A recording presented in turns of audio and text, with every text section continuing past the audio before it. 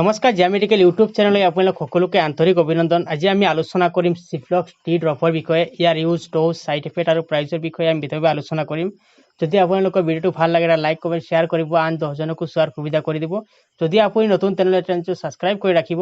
এনেকুৱা ভাল ভাল ৰিভিউ পাবৰ কাৰণে আপোনালোকে মোৰ চেনেলটো চাই থাকিব, তেতিয়া আপোনালোকৰ মেডিচিনৰ বিষয়ে এটা নলেজ হ'ব। মেডিচিনৰ নলেজৰ কাৰণে এই ভিডিঅ' বনোৱা হৈছে। চিফ্লক্সিত কি কণ্ডিশ্যন দিয়া থাকে?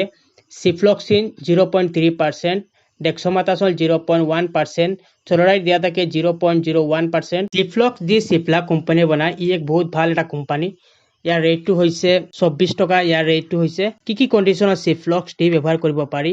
যিসকলৰ চকু ৰঙা হৈ যায়, চকুত খজুৱাই, তাৰপৰা চকুত বিষায়, এই কণ্ডিশ্যনৰ পেচেণ্টে এই ড্ৰপটো ব্যৱহাৰ কৰিব পাৰে। যিসকলৰ কাণত বিষ হয়, পুজ হয় বা খজুৱাই, তেনেকুৱা কণ্ডিশ্যনৰ পেচেণ্টে চিফ্লক্স টি ব্যৱহাৰ কৰিব পাৰে।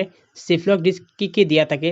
চিফ্লক্সিন এটা এণ্টিবায়টিক দিয়া থাকে আৰু ডেক্সোমেথাসোল দিয়া থাকে। ডেক্সোমেথাসোল হৈছে আপোনাৰ এণ্টি এলাৰ্জি হিচাপত কাম কৰে। যদি চকুত ফাংগল ইনফেকশ্যন হয় বা চকুত ধূল বালি পৰে, তেতিয়া আমাৰ খজুৱতি হৈ যায়, তেতিয়া আমি এই দৰৱ ব্যৱহাৰ কৰিব পাৰি। চিফ্লক্স যি চিফলা কোম্পানী বনায়, ই এক বহুত ভাল এটা কোম্পানী।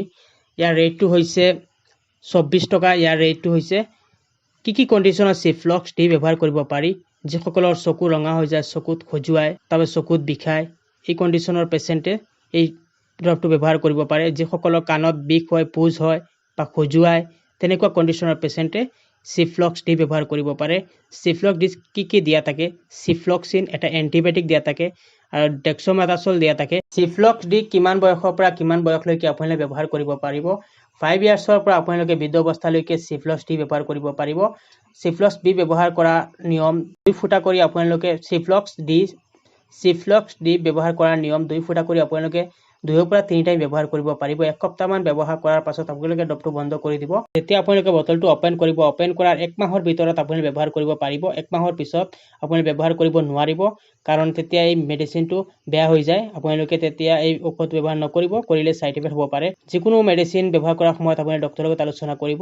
যদি এই দৰৱ ব্যৱহাৰ কৰাৰ পাছত যদি আপোনালোকৰ বেমাৰ ভাল নহয় বা আৰাম নাপায়, তেনেহ'লে আপোনালোকে চকুৰ ডক্তৰ লগত আপুনি আলোচনা কৰিব আৰু কাণৰ প্ৰব্লেম হ'লে যিটো এণ্টি ডক্তৰ আছে তেওঁৰ লগত আলোচনা কৰিব। তাৰ পাছত তেওঁলোকে উপযুক্ত চিকিৎসা দিব।